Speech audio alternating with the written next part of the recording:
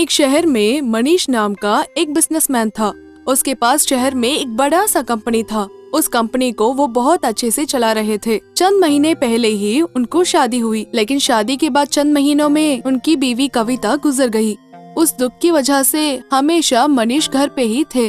उसके बाद उन्होंने कंपनी जाना ही बंद कर दिया। कंपनी पे ध्यान न देने की वजह से कंपनी बहुत लॉस में जा रहा था। थोड़े दिन में लॉस की वजह से कंपनी को बंद कर दिया।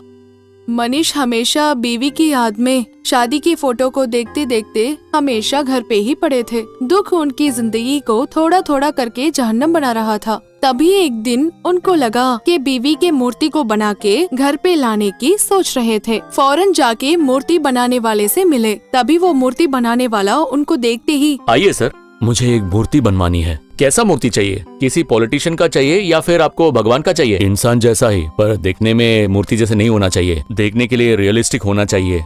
क्यों नहीं सर, जरूर कर सकते हैं। अगर आपको रियलिस्टिक चाहिए तो पत्थर से नहीं, हम मोम से बना सकते हैं सर। क्या मोम से? हाँ सर, अगर मोम से आप मूर्ति बनाओगे तो देखने के लिए रियलिस्टिक लगेगा सर।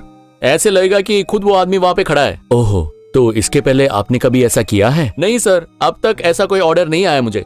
ज्यादातर मुझे पत्थर से बनाने का ही ऑर्डर मिलता है सर, और उसमें भी ज्यादातर पॉलिटिशियंस का ही ऑर्डर आता है। नहीं तो थोड़े बहुत लोग भगवान का भी मूर्ति बनवाते हैं मुझसे। पत्थर के अलावा हम लोग पीतल में भी मूर्ति बनाते हैं सर। ओहो, मोम वाले के लिए कितना लगेगा? उसका 1 लाख लगेगा। क्या 1 लाख? आप क्या करने वाले हो? सिर्फ मूर्ति ही तो बनाने वाले हो। देखने में मूर्ति जैसे नहीं लगेगा सर, वो बहुत रियलिस्टिक लगेगा। उसे देख के किसी को नहीं लगेगा कि वो एक मूर्ति है, लोगों को लगेगा कि वो रियल है। इसीलिए तो उसका खर्चा भी ज्यादा है। और बनाने के बाद अगर खर्चा 1 लाख से कम हो गया तो बाकी पैसा मैं आपको वापस दे दूंगा। उसका फिक्र मत कीजिए। तो ठीक है, जिसका मूर्ति बनवाना है उसका फोटो दे दीजिए सर। मनीष उसे 1 लाख और बीवी के फोटो भी दिया। तभी मूर्ति बनाने वाला उस फोटो को देखा। सर, आपसे मैं एक बात पूछूं? हाँ, पूछ लीजिए। ये जो फोटो आपने दिया वो किसका है? ये मेरी पत्नी है। कुछ महीनों पहले ही गुजर गई थी। उनके बिना मेरी जीवन सूना सूना लग रहा है, तो उनके याद में उनका एक मूर्ति मेरे घर पे मुझे अपने लिविंग रूम में रखना है। ये मेरी बहुत बड़ी ख्वाहिश है। ठीक है सर, मुझे आपकी दुख समझ में आ रही है, और आप फिक्र मत कीजिए, मैं ये मूर्ति बहुत ही अच्छे से बना के दूंगा। तो आप 2 हफ्ते के बाद वापस दुकान में आके आपका मूर्ति लेके जा सकते हैं। ठीक है, मैं चलता हूँ। ऐसे बोल के मनीष वहाँ से चले गए। 2 हफ्ता गुजर गया। उसके बाद मनीष फिर उस जगह पे आया। आइए सर, आपका मूर्ति रेडी हो गया है। देखिए, आपको जरूर अच्छा लगेगा। मनीष ने उस मूर्ति को देखा। वो मूर्ति बिल्कुल उसकी बीवी के जैसे ही दिख रहा था। ये बहुत रियलिस्टिक लग रहा है। सुन के खुशी हुई सर। इतना रियलिस्टिक होगा करके मैंने सोच के भी नहीं देखा था। ठीक है सर, ये मूर्ति अब आप ले जा सकते हैं। मनीष उस मूर्ति को ले आके अपने घर के हॉल में रखा था। जब भी वो उस मूर्ति को देखते तो उनको लगा कि अपनी बीवी को देख रहे हैं। तभी कविता के पापा मनीष को देखने के लिए वहाँ आए थे। क्या बेटा, आजकल कैसा चल रहा है? हाँ, मैं ठीक हूँ अंकल। कविता के पापा उस मूर्ति को देखा। ये कविता की ही मूर्ति है अंकल। इसे देखने से मुझे लग रहा है कि कविता इस घर में अभी भी है।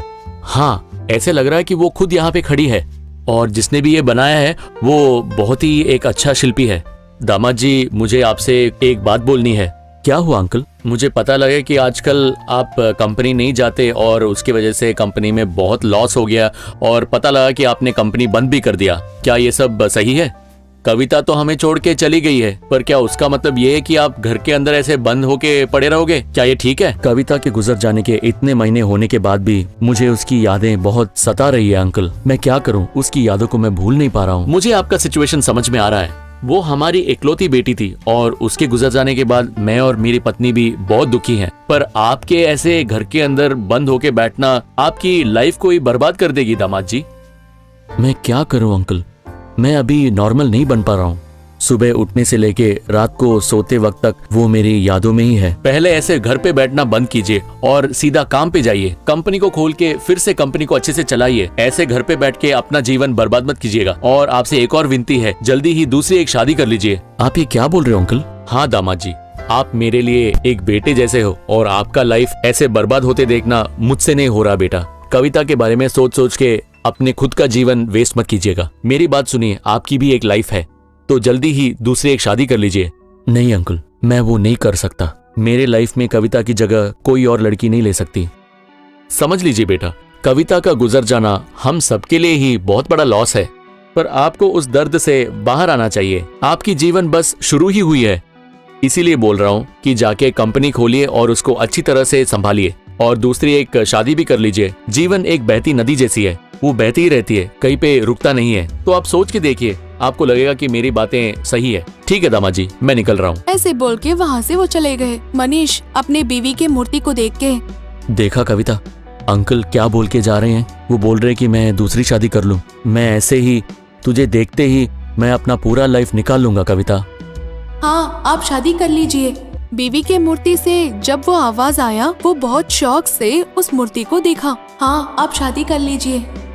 कविता, क्या तुम बोल रहे हो? ऐसे कैसे हो सकता है? तभी वहाँ सर, सर, ऐसे बुलाते बुलाते वो मूर्ति बनाने वाला वहाँ आया। ये मूर्ति बात कर रहा है, वो कैसे? वो मैंने मूर्ति के अंदर एक सॉफ्टवेयर रखा है सर।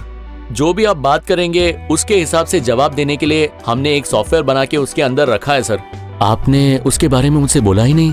आपको बस सरप्राइज करने के लिए हमने नहीं बताया था सर। जो भी आप बात करेंगे उसके लिए ये मूर्ति जवाब देगी। ओह ओके ओके, ये तो बहुत अच्छी बात है, मुझे अच्छा लगा। आप यहाँ कैसे?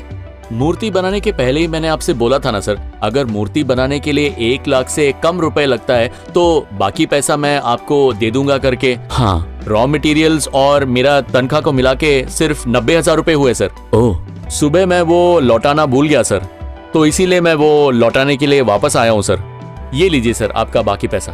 कोई बात नहीं, आप ही रख लीजिए, ये वापस करने की जरूरत नहीं है। रॉ मटेरियल्स का पैसा और मेरा तनख्वाह मैंने पूरा ले लिया सर, उससे ज्यादा पैसा मुझे नहीं चाहिए सर। ऐसे बोल के पैसा देके वो चले गए। वो मूर्ति आने के बाद मनीष की जिंदगी थोड़ा थोड़ा करके बदलने लगा। रोज मनीष अपने कंपनी जाने लगे। जब भी वो कंपनी जाने लगे, वो मूर्ति से बोलने लगे कि मैं चलता हूँ। इसके जवाब में वो मूर्ति भी बाय बोलने लगा।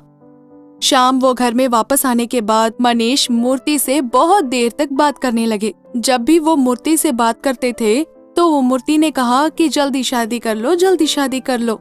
लेकिन मनीष को अब तक दूसरी शादी की सोच नहीं आया और ख्वाहिश भी नहीं है। लेकिन वक्त जरूर बदलेगा, तब मनीष सोचेंगे कि अपनी जिंदगी के लिए जरूर एक साथी चाहिए। वो दिन मनीष अपनी शादी के बारे में जरूर सोचेंगे। अगर आप